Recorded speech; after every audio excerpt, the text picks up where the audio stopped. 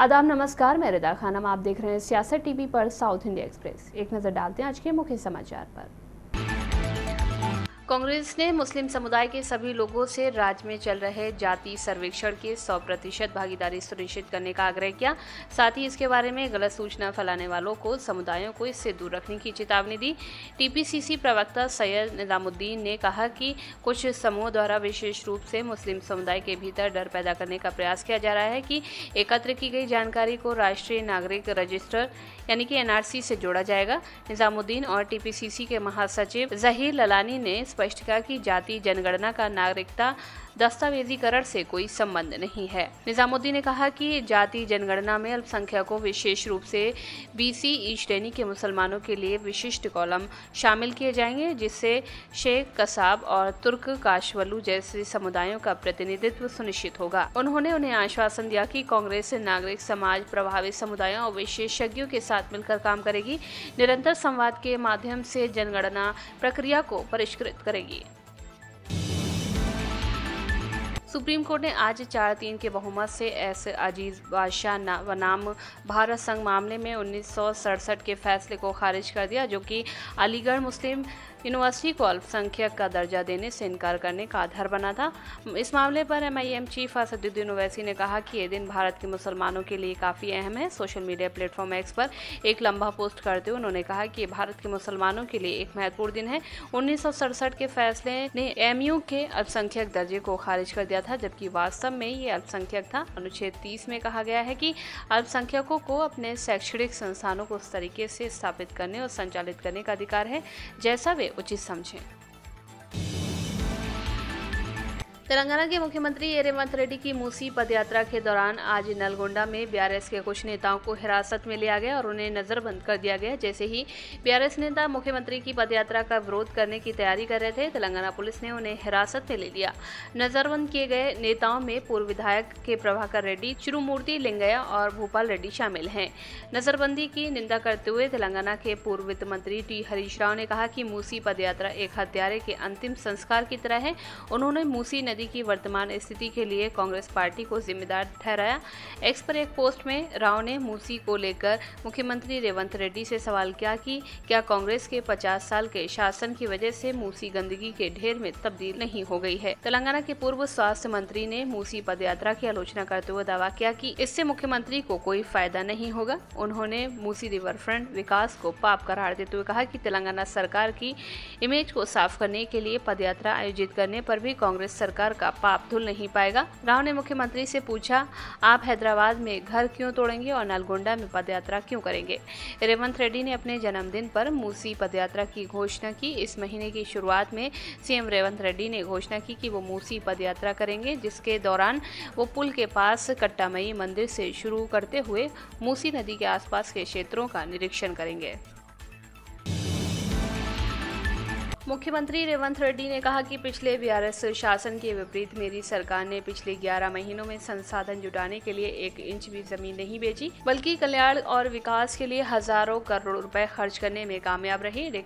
एक media platform पर विशेष interview में मुख्यमंत्री ने अपनी लगभग 1 साल पुरानी सरकार के प्रदर्शन को संतोषजनक से भी ज्यादा बताया, क्योंकि उनके पूर्ववर्ती चाहे संयुक्त आंध्र हो या फिर बाद में तेलंगाना में सिर्फ 25 दिनों में 18,000 करोड़ रुपए के कृषि ऋण माफी नहीं कर पाए, 11 महीनों में 55,000 सरकारी नौकरियां नहीं भर पाए, 3,500 करोड़ रुपए की मुफ्त बस यात्रा और 200 यूनिट तक मुफ्त बिजली और 45 लाख महिलाओं को 500 रुपए में गैस सिलेंडर नहीं दे पाए। रेवंत रेड्डी ने कहा कि इसके अलावा मैंने कौशल और खेल विश्वविद्यालयों जैसी क्रांतिकारी पहल की, जो कि प्रधानमंत्री नरेंद्र मोदी या मेरे पूर्ववर्ती के चंद्रशेखर राव भी नहीं कर सके। उन्होंने कहा कि पूंजी निवेश का प्रवाह रुका नहीं है, जो विकास और कल्याण के बीच एक बेहतरीन संतुलन का प्रतिबिंब है। इसके अलावा हम लगभग 116 किलोमीटर नई मेट्रो लाइन जोड़ रहे हैं, चौथा शहर एलिवेटेड कॉरिडोर और क्षेत्रीय रिंग रोड का निर्माण करेंगे और मूसी का कायाकल्प करेंगे। मुख्यमंत्री राज्य में शांति और सांप्रदायिक सद्भाव बनाए रखने के लिए भी बहुत प्रयासरत हैं, ताकि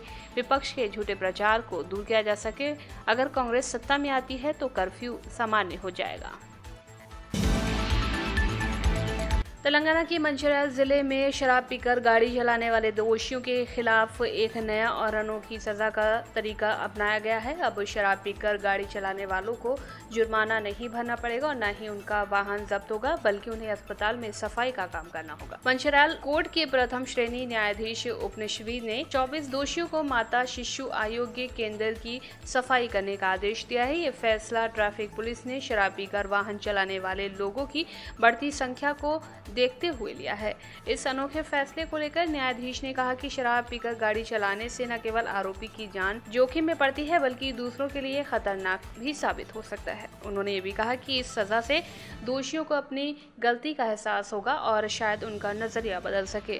पुलिस ने बताया कि कई बार काउंसलिंग और चेतावनियों के बावजूद लोगों के व्यवहार में कोई बदलाव नहीं आ रहा था, इसलिए अब उन्हें इस सजा के जरिए एक वास्तविक अनुभव मिलेगा। सत्तारूढ़ डीएमके और विपक्षी नेता तथा अन्ना द्रमुक महासचिव पलानीस्वामी को ये समझने के लिए केरल उच्च न्यायालय के हाल के फैसले को पढ़ना चाहिए कि संवैधानिक रूप से गारंटीकृत भाषण की अभिव्यक्ति का अधिकार किसी लंबित आपराधिक मामले में किस हद तक लागू होता है। ये आज मद्रास हाईकोर्ट ने कहा। अदालत पलानीस्वामी के खिलाफ डीएमके द्वारा दायर मानहानि के मुकदमे की सुनवाई कर रही थी, जिसमें उन्होंने कथित ड्रग किंगपिन जाफर सादिक से पार्टी को जोड़ने वाली टिप्पणी की थी, जिसे नारकोटिक्स कंट्रोल ब्यूरो द्वारा गिरफ्तार किए जाने के बाद पार्टी से निकाल दिया गया था।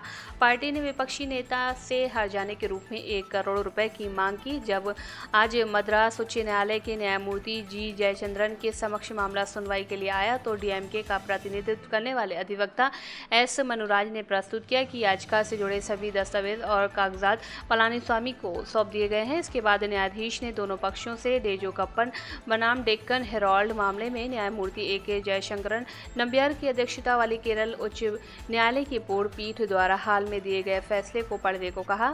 उस मामले में पीठ ने माना था कि लंबित आपराधिक मामले के बारे में मीडिया रिपोर्टिंग संविधान के अनुच्छेद 19(1)(a) में प्रदत्त अभिव्यक्ति के स्वतंत्रता के तहत संरक्षित नहीं होगी यदि अभियुक्त को लगता है कि ऐसी रिपोर्ट उनकी छवि का उल्लंघन करती है। महाराष्ट्र में विधानसभा चुनाव के शोर के बीच पक्ष और विपक्षी दलों के नेताओं के बीच आरोप प्रत्यारोप का दौर जारी है। इस बीच उद्धव ठाकरे गुट के नेता संजय राउत ने दावा किया है कि उनके ऊपर भाजपा में आने का दबाव था। उन्होंने भी ये आरोप लगाया कि भाजपा सिर बांटने के काम में लगी हुई है। शिवसेना यूबीटी नेता ने कहा कि हमारे ऊपर भाजपा में आने का दबाव था। अनिल देशमुख और अनिल परब पर भी दबाव था। भाजपा वाले हम पर दबाव डाल रहे थे। भाजपा वाले खुद ही बटे हुए हैं और अब दूसरे को बांट रहे हैं। पीएम नरेंद्र मोदी जी और योगी जी का परिवार एक नहीं है और बंटने और कटने की बात कर रहे हैं। योगी जी अपने परिवार के साथ नहीं रहते हैं और बंटने की बात कर रहे हैं।